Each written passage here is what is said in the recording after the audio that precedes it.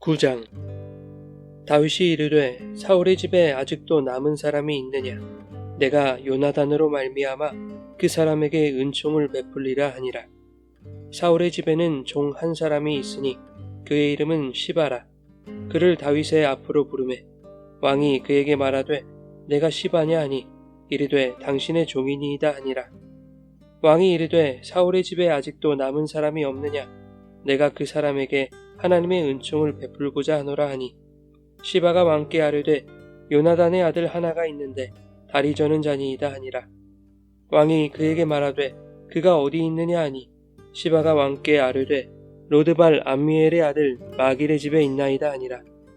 다윗 왕이 사람을 보내어 로드발 암미엘의 아들 마길의 집에서 그를 데려오니 사울의 손자 요나단의 아들 무비보셋이 다윗에게 나아와 그 앞에 엎드려 절하매 다윗이 이르되 무비보셋이여 하니 그가 이르기를 보소서 당신의 종이니이다.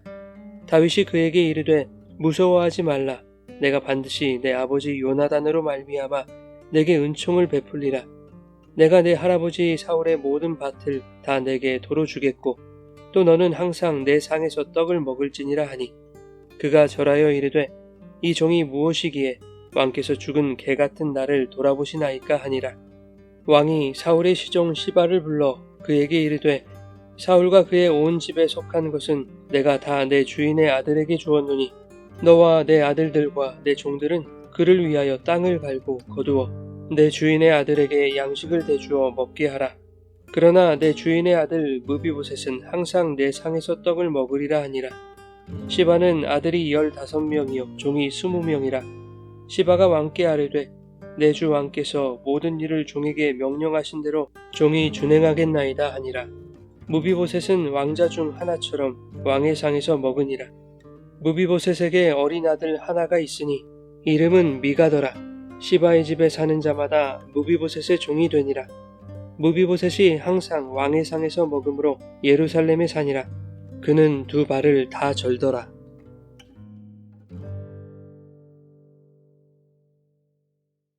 여러분 좋은 아침입니다. 오늘도 말씀의 은혜가 여러분의 삶에 풍성히 임하기를 소망합니다. 8장에서 다윗이 어디로 가든지 여호와께서 이기게 하셨습니다.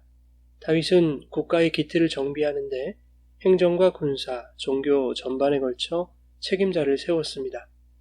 그리고 본문이 시작되는데 1절에 다윗은 이렇게 묻습니다. 사울의 집에 아직도 남은 사람이 있느냐? 고대 사회에서 국가를 불문하고 왕조가 바뀔 때는 피해 숙청이 일어났습니다. 이전 왕조의 후손은 물론이고 그들의 가신들까지 멸절당하는 것이 일반적이었습니다. 혹시 모를 반역이 일어나지 않도록 미연에 방지하려는 것이죠.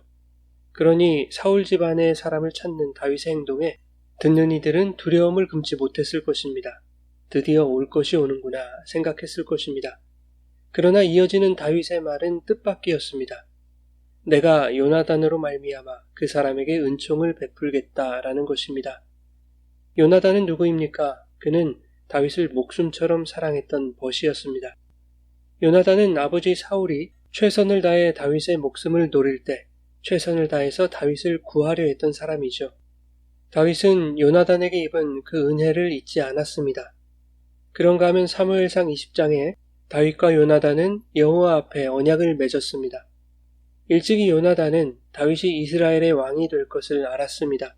그리고 다윗에게 맹세를 요청하는데 여호와께서 다윗의 대적들을 지면에서 끊어버리신 때에도 인자함을 내 집에서 영원히 끊어버리지 말아달라는 것이었습니다. 즉 왕조가 바뀌어도 자신의 후손들을 굽어 살펴달라는 것이죠. 지금 다윗은 이 언약을 잊지 않고 사울의 집에 남은 자를 찾고 있습니다. 반역을 방지하기 위해서도 사울의 지파인 베냐민 지파의 마음을 사기 위해서도 대신들 앞에서 사울과는 다른 자신의 관대함을 생색내기 위한 것도 아니었습니다. 다윗은 여호와 앞에서 맺은 언약에 따라 은혜를 베풀고자 했던 것입니다. 사울의 집안에 시바라는 종이 남아 있었습니다. 그를 통하여 사랑하는 친구였던 요나단의 아들이 남아 있음을 알게 되었습니다. 다윗은 사람을 보내어 요나단의 아들 무비보셋을 데려오게 합니다. 무비보셋은 두 다리를 저는 자였습니다. 과거 블레셋과의 전투에서 사울과 요나단이 죽었다는 소식을 들은 유모가 어린 무비보셋을 안고 도망할 때 그를 떨어뜨려 두 다리를 절게 된 것이죠.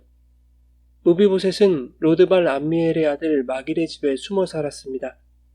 로드발이라는 곳은 요단강 건너편에 있는 지역으로 왕실의 감시로부터 멀리 떨어져 있던 유배지와 같은 곳이었습니다.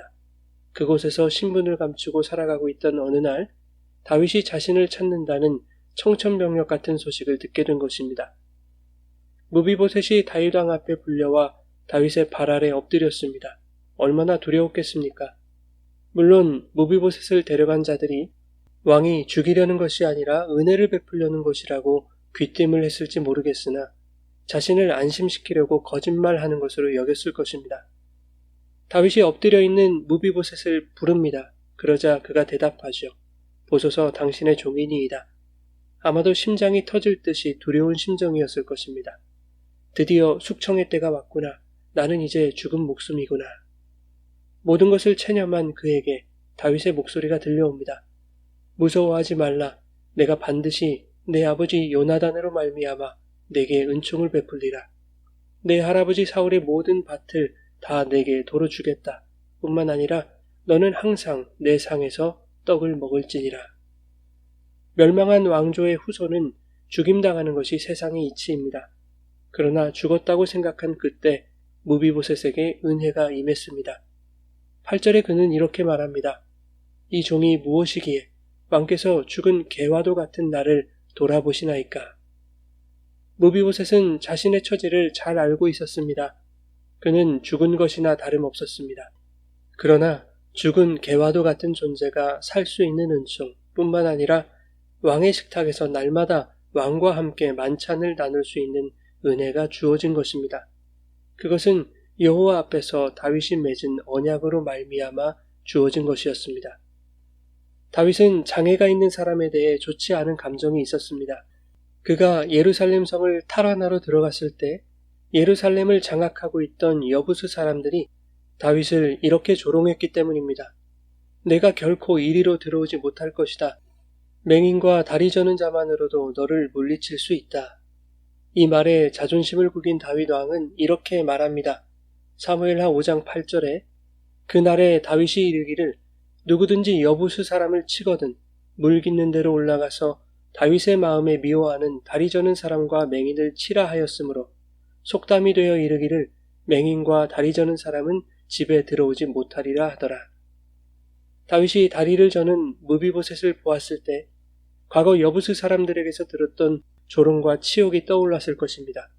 그럼에도 불구하고 다윗에게는 자신이 당한 치욕의 마음을 빼앗기기보다 여호와 앞에서 맹약한 언약을 지키는 것이 더 중요했던 것입니다. 본문은 다윗과 무비보셋의 관계를 마치 예수 그리스도와 성도의 관계로 묘사하고 있는 듯합니다. 우리는 모두 하나님의 공의로 죽임당해야 할 죄인들입니다.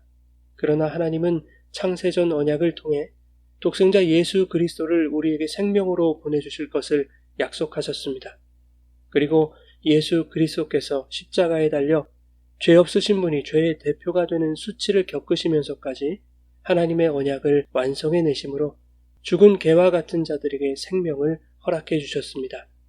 뿐만 아니라 천국잔치에서 왕의 식탁에 둘러앉아 주님이 떼어주시는 왕의 만찬을 먹게 하신 것이죠. 사랑하는 여러분, 우리에게 생명이 주어지고 이 땅에서도 말씀의 양식을 먹으며 천국잔치를 누릴 수 있는 은혜는 우리의 자격이나 행위에서 나는 것이 아니라 죽어 마땅한 자들에게 예수 그리스도의 십자가 약속으로 주신 하나님의 은혜였음을 기억합시다. 오늘도 자격 없는 내 힘이 아닌 오직 예수 그리스도의 보혈을 힘입어 주님 앞에 나아가 우리를 살리시고 왕의 자녀 삼아주신 구원의 은혜를 찬송하는 감격스러운 날이 되시기를 예수님의 이름으로 축원합니다.